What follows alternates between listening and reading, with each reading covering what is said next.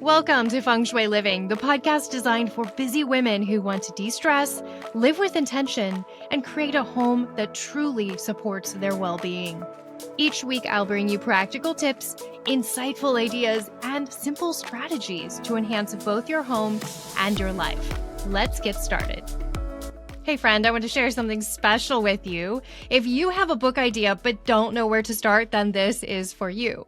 I want to tell you about Gail Kersner of The Savvy Red Pen. She's my go-to for writing, coaching, and book editing. And she actually coached me on writing my own book and edited the full manuscript of Aligned at Home for me. Gail has worked with people all over the country across every genre that you can imagine.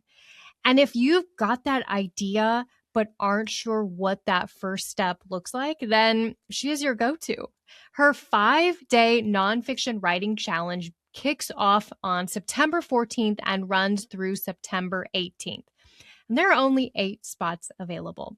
Head over to the link in the show notes to reserve yours. Hello and welcome to Feng Shui Living Podcast. I'm your host, Lisa Morton. Happy to have you here with me today. If you are new, so happy that you joined the podcast. If you are a returning listener, as always, I'm so grateful for you spending time with me. Today, we're doing a Fire Horse year check-in. We're at that part of the year where schedules change, right? Recently, kids went back to school. Life is shifting a bit. We're getting ready to move into the fall season. And for me, it may be something as simple as I have to add a few extra minutes in my morning drive if I'm going somewhere just because a school bus is typically on my road, right? It could be little things, but those little shifts really do add force us to shift our life, shift our approach, and just tweak things a little bit. And so I thought, what better time to do a bit of a Fire Horse check-in? This is going to be a part reflection episode and also time for you to do a little check-in and see what you want to carry forward into fall and into winter. So this is the Chinese year of the Fire Horse. Go back to, let's see, it was a very end of December, I recorded an episode about what you need to know about this year of the Fire Horse. Actually, it wasn't December, it was end of January, because we moved into this mid-February following the Chinese lunar calendar, the Lunar New Year. So quick Fire Horse refresher. If you're like, I don't really remember what that meant. The horse is all about strength and courage and beauty. And I visualize a beautiful horse out in a pasture galloping forward. Think of that essence. And then we add another layer. We bring in the fire element of the 5 elements. This is very high energy. It's red. I wore my bright fuchsia shirt today to celebrate this episode. It's very yang in energy, right? The energy of summertime, the energy of joy and fun and laughter and music. And this year was never meant to be a quiet one. And you may think, wow, that's right. That's true. I know this has been quite an interesting year for myself and for so many of my clients. So I thought I'd talk a little bit first about my own Fire Horse year. I had the book launch and it was full of opportunities, so many opportunities that I didn't see coming. I never in a million years thought I'd do a book tour up through Canada. Do I know enough people in Canada? I did so many talks with various women's groups and organizations, and I'm getting ready to do one tomorrow. It brought in so many fun opportunities that I never would have expected. And it wasn't something I worked on, these opportunities. The book launch and the book celebration and the marketing of the book just brought things and they would just land in my lap. A cool experience, a cool opportunity, interesting people that I am able to share this work with. And then number 2 was the Aligned Sanctuary Retreat. The idea came together fast. I announced it. It filled up within 3 weeks, all 8 spots. I mean, looking back, it's such fire horse energy. It's bold, it's decisive, no hesitating, no overthinking, none of that perfectionism was there for me. I had this idea, it sounded like fun, and I'll tell you, by keeping that energy in my body, it all fell into place so beautifully. It all has fallen into place so beautifully. And even the women who signed up, it was also a very fire horse experience regarding them. The women who are coming, they applied. They applied instantly. They know they wanted to come. The 8 women that were selected, they have that fire horse energy about them. They're excited. They're looking forward to learning and being connected with other women and this beautiful experience. And that feels like the perfect example of the fire horse year for me. But then I also want to share something fun that I've been doing since this change into the fire horse year. And that's my own fiery ritual. Every single day this year, I have worn some sort of different fire element near my body. So it might be a pair of red earrings, a leopard scarf, a leopard belt, a piece of red or fuchsia clothing. Now, I'm not normally a red person, but I've been doing like lots of fun pops of red. I also got a red scarf that's really pretty. You know, I'm naturally more earthy and definitely water. And this has definitely been an experiment for me. All the leopard, all the very fiery colors, but it's been a really good experiment. And I think connecting with that higher energy has been a good lesson for me. So maybe that's something you want to take on throughout the remaining of this year until, I don't know, the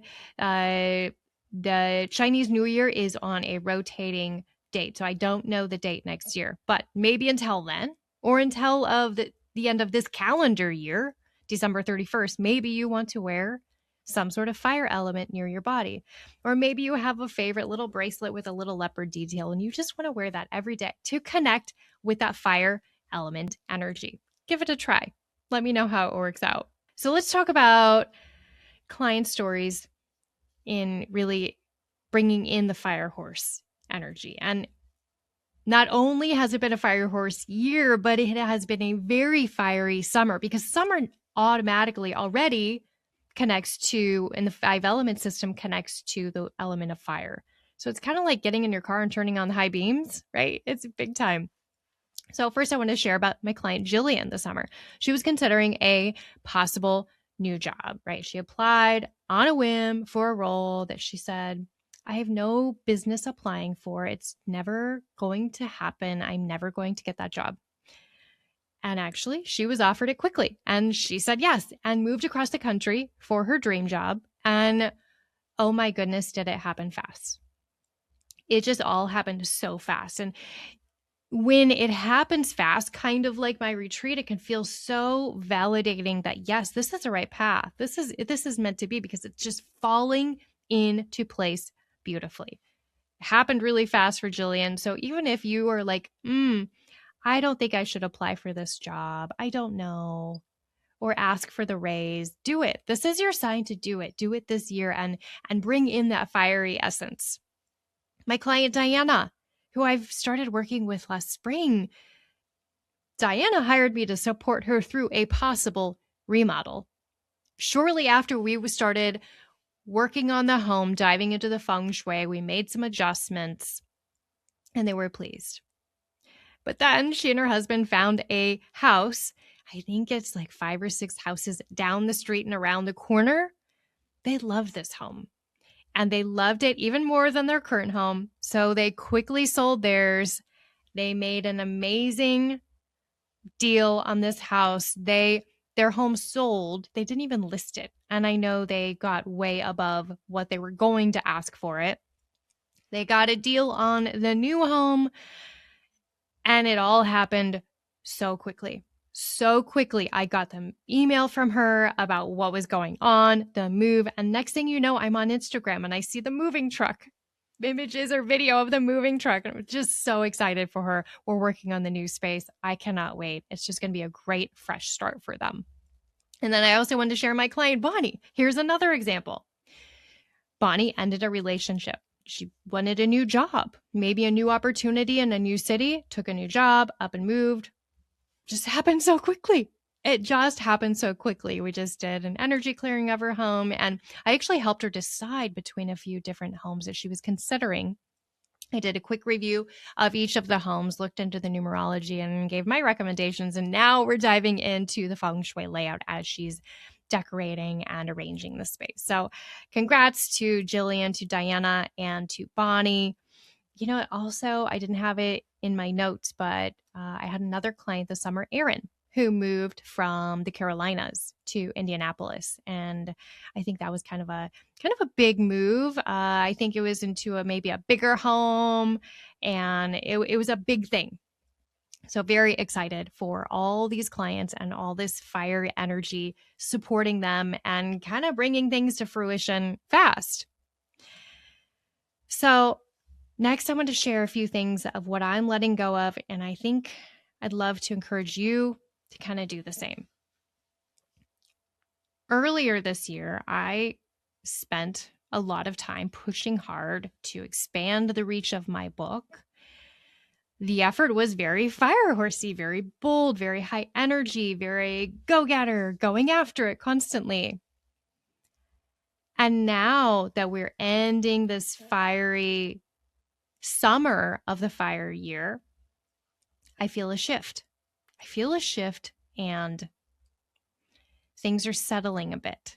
It's not about pushing anymore. It's about softening and letting everything, all this work, letting it land. And honestly, once I started doing that, you would not believe the things that came forward, the amazing opportunities and the amazing connections and amazing people I get to work with. Finding that softness, yes, it was so fun doing all the fun, but and high energy things, but finding the softness feels really good, really grounding, really earth energy, which here we are, late summer in Feng Shui. We have the season of Indian summer or late summer, and that is right now the end of August, moving into September. It's a short time period where we go from flying high fire energy to the earth element of getting grounded. So maybe you have felt this has been a really big fiery year. Maybe you are craving that grounding, that stability, feeling the earth beneath your feet. How can you slow down? Now, I know, again, kids are going back to school, things are changing and shifting, but maybe in a week or two, maybe you can plan. Or maybe even today, you have 5 minutes to go out and kick off your shoes and put your feet in the grass. It's definitely been a year of growth and learning, always continually learning and growing as an individual. But I have some journal prompts for you as always, and I have these in the newsletter that's going out every Wednesday. My newsletter goes out every Wednesday morning with the podcast, audio, and video links. And I'm going to put in these journal prompts in the newsletter. So you can always go there if you're driving and can't hear them or this isn't a great time for you. So here they are. Are you ready? Number 1, where has fire shown up for you this year? Maybe it's a fast decision that happened, a burst of creativity, something that you didn't expect. So where has fire shown up for you this year? All right, number 2, where has fire energy felt like too much? Maybe you felt restless or burned out. I actually just spoke to a client this morning. We were texting and she's going through a period of burnout from work. It's too much. They're expecting too much of her. Maybe feel like you're being pulled in just too many directions. So where has fire energy felt like too much? All right, and here's the third one. Is there anything from that first half of the year that you still want to finish before the energy shifts into a new year? While we are coming down into that more earthy element, but we're still in that fire year overall. So it's still going to be fiery for a while, just a little softer fiery. So I have some tips for kind of moving forward into that. So I wanted to leave you with, if you love the journaling, you had some aha moments, I wanted to leave you with a few tips. So remember to ground down if you're feeling too fiery. Again, go out, stick your feet, bare feet, in the grass.